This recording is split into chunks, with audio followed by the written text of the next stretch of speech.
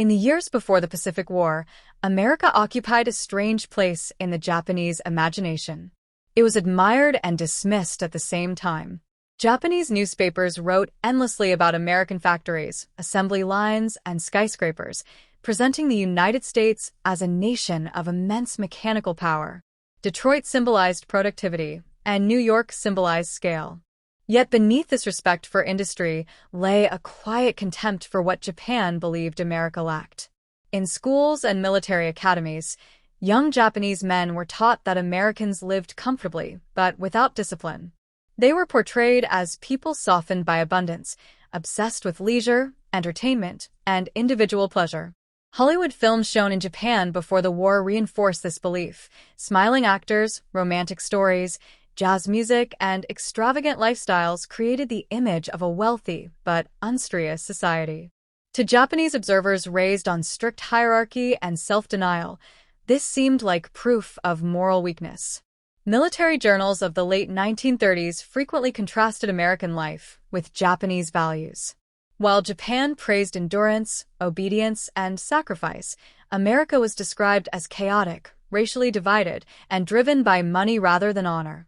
Officers believed that democratic societies could not sustain prolonged hardship. They assumed American soldiers, accustomed to comfort, would lack the spiritual resolve required for brutal war. This perception shaped strategic thinking. Many Japanese leaders believed that if struck hard and fast, America would lose the will to fight. Industrial strength was acknowledged, but national character was misjudged.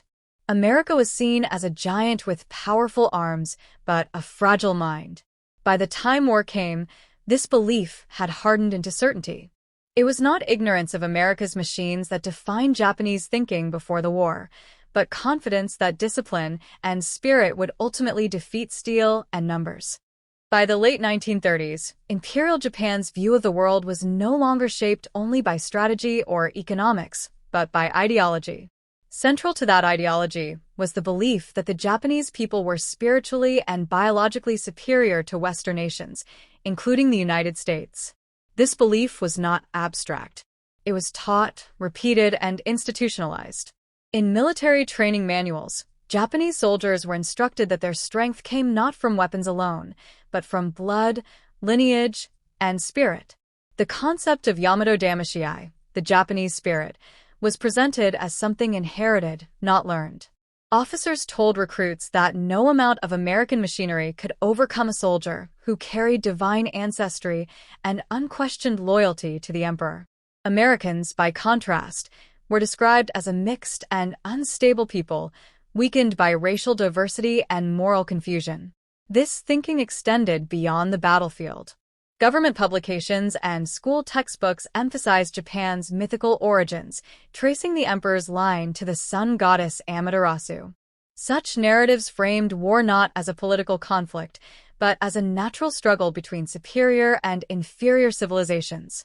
Americans were often portrayed in cartoons and propaganda as physically large but spiritually empty, strong in appearance, weak in essence. Captured documents and post-war testimonies reveal how deeply this belief shaped expectations. Japanese commanders assumed that American soldiers would break under pressure, unable to endure pain, hunger, or death with honor. Surrender, viewed in Japan as the ultimate disgrace, was seen as proof of American inferiority rather than a strategic choice. Yet this racial certainty created blindness. By defining strength as purity and obedience, Japanese leadership dismissed adaptability, logistics, and industrial resilience. The ideology that promised moral invincibility instead fostered fatal overconfidence. In Imperial Japan, propaganda did not deny America's wealth. Instead, it weaponized it. Japanese newspapers, radio broadcasts, and illustrated magazines consistently portrayed the United States as a nation drowning in money, but empty of meaning. Factories, automobiles, and skyscrapers were acknowledged, but they were framed not as achievements of discipline or sacrifice, rather as symptoms of greed. Government-approved publications described American society as ruled by profit. Workers labored not for honor or duty, but for wages. Politicians were shown as servants of corporations, not the people. In contrast to Japan's emphasis on collective purpose, America was presented as a place where individual desire outweighed loyalty to nation or tradition. Wealth, propaganda claimed, had replaced values. Hollywood became a central symbol in this narrative. American films, still widely known in Japan before the war, were repurposed in propaganda commentary as evidence of moral decay. Romance, luxury, jazz music, and nightlife were framed as distractions that weakened social cohesion. The smiling faces on screen were contrasted with Japanese ideals of restraint and endurance, reinforcing the idea that Americans avoided hardship whenever possible. Cartoons and posters exaggerated these themes. Americans were drawn overweight, careless, surrounded by money, alcohol, and consumer goods. Such images were not meant to inform, but to simplify. They reduced a complex society into a cautionary example of what Japan must never become. This portrayal served a clear purpose. By defining America as spiritually empty, Japanese leaders reassured the public that material power alone could not win a war. A nation obsessed with comfort, they argued, would collapse once sacrifice was required. But propaganda confused comfort with weakness. In doing so, it replaced understanding with arrogance and left Japan unprepared for the reality it would face. When news of the attack on Pearl Harbor reached Japan on December 8, 1941, it was received not with uncertainty, but with confidence. Morning newspapers announced a decisive blow against an unprepared enemy, and radio broadcasts spoke of victory with controlled pride. The public reaction was shaped less by shock and more by expectation. Many Japanese had been told for years that America lacked the spirit to endure a prolonged war. Crowds gathered around bulletin boards as official reports described sunk battleships and burning airfields. The details were selective, but convincing. Pearl Harbor was framed not as the beginning of a long conflict, but as proof that the United States could be psychologically broken.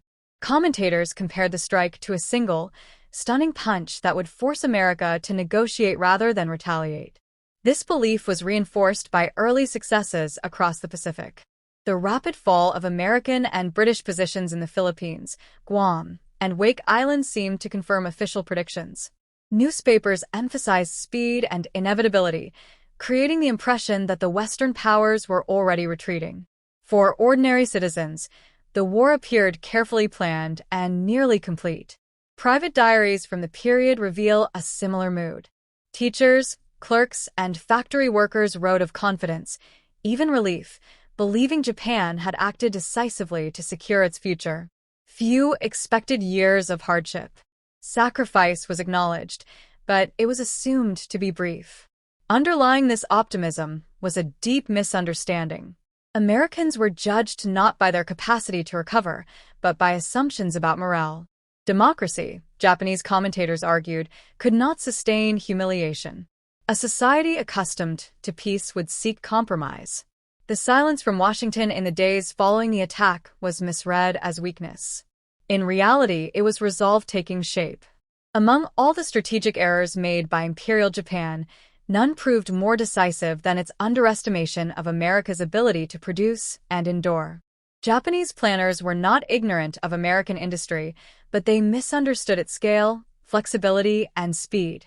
Pre-war assessments acknowledged U.S. factories, yet assumed that distance, political division, and public reluctance would limit their impact. Before the war, Japanese naval officers studied American shipyards and aircraft production figures. The numbers were known, but they were interpreted through ideological filters. Many believed that democratic debate would slow mobilization and that labor unrest would cripple output. War, they assumed, would exhaust American patience before factories reached full capacity. Reality unfolded differently. Within months of Pearl Harbor, American industry transformed. Automobile plants began producing tanks and aircraft. Shipyards that once built commercial vessels launched warships at unprecedented rates. Japanese intelligence reports struggled to keep pace with the volume. What had seemed theoretical suddenly became overwhelming. At Midway and Guadalcanal, Japanese commanders encountered not just better supplied enemies, but an enemy that replaced losses faster than they could be inflicted. Every sunk American carrier was answered by new hulls sliding into the ocean. Every destroyed aircraft was replaced by dozens more. The imbalance grew silently, but relentlessly. Japanese leadership had planned for a short, decisive war. They believed early victories would force negotiation before America's economic weight could be fully applied. When that moment passed, there was no alternative strategy. Japan lacked the resources to match a war of attrition. Post-war testimonies from Japanese officers reflect bitter clarity.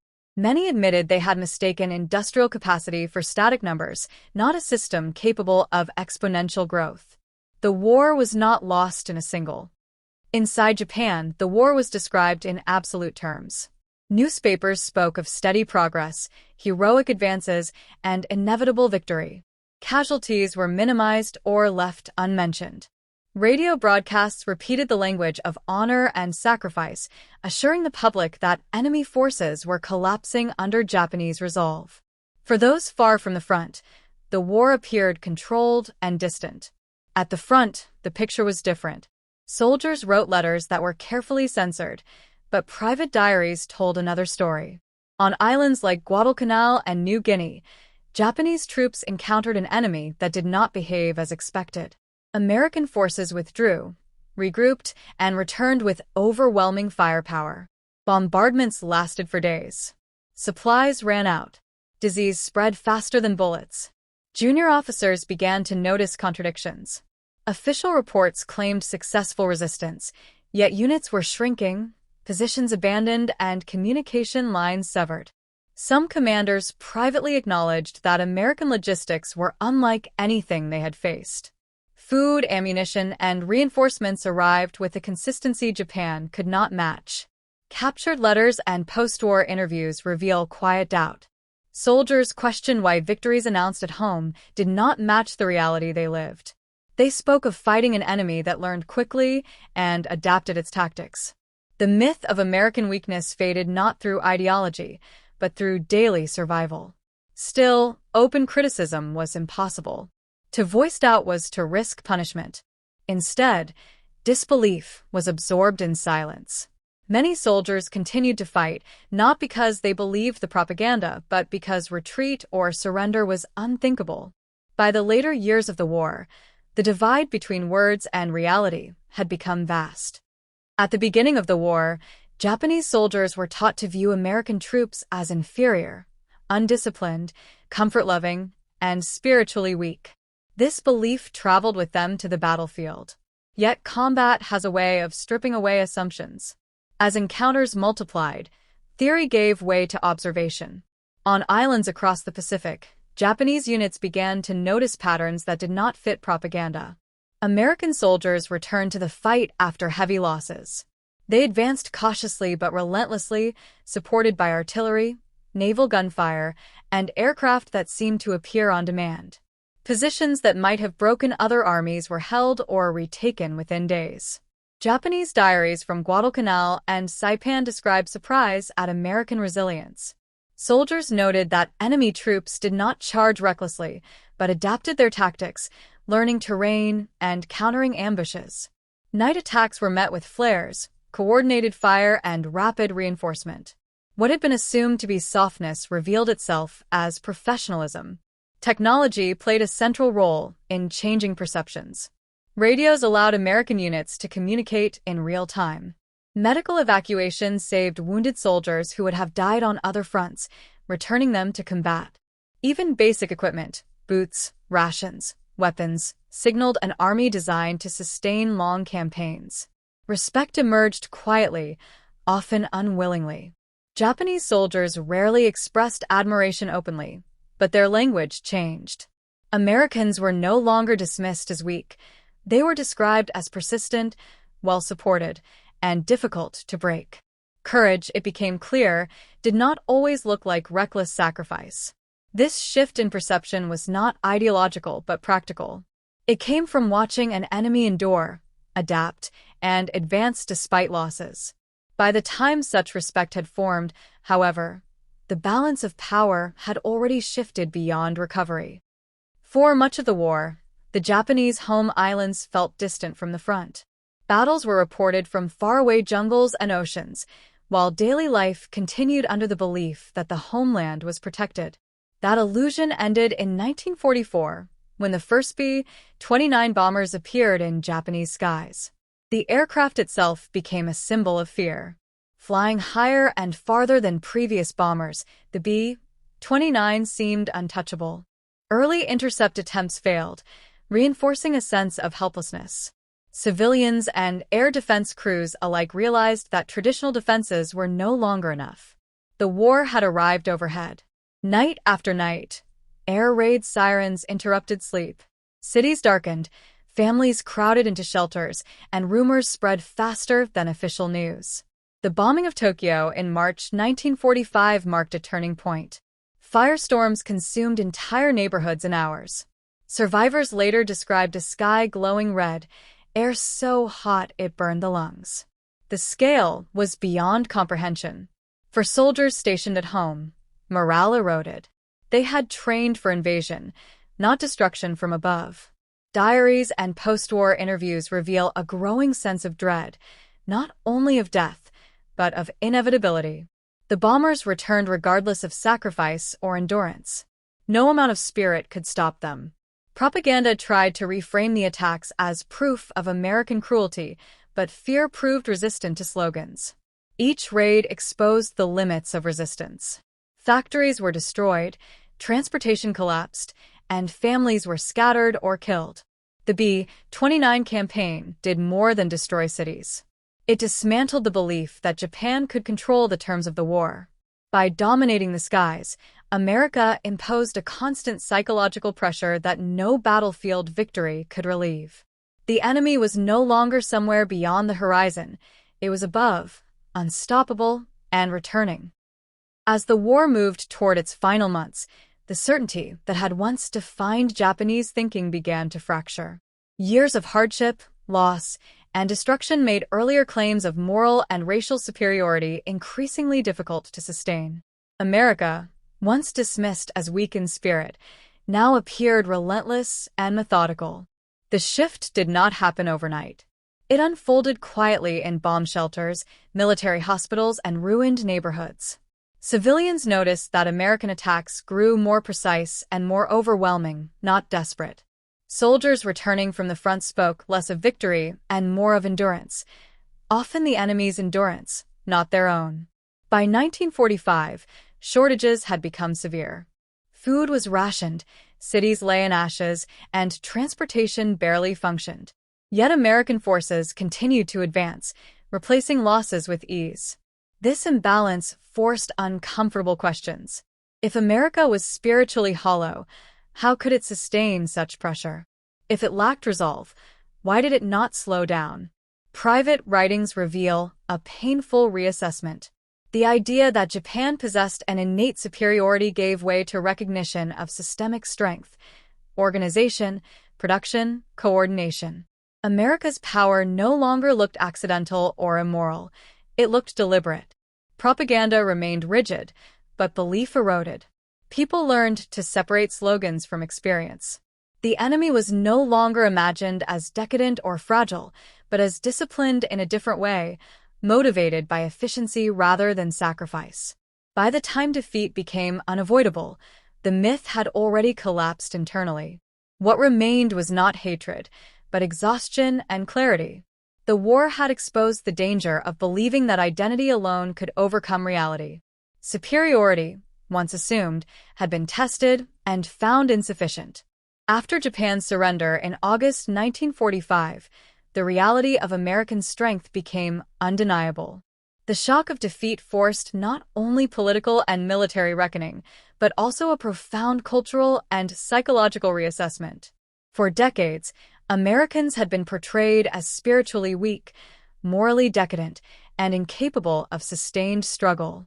Now, through occupation and observation, Japanese citizens and officials saw a society disciplined, organized, and resilient in ways previously unimagined.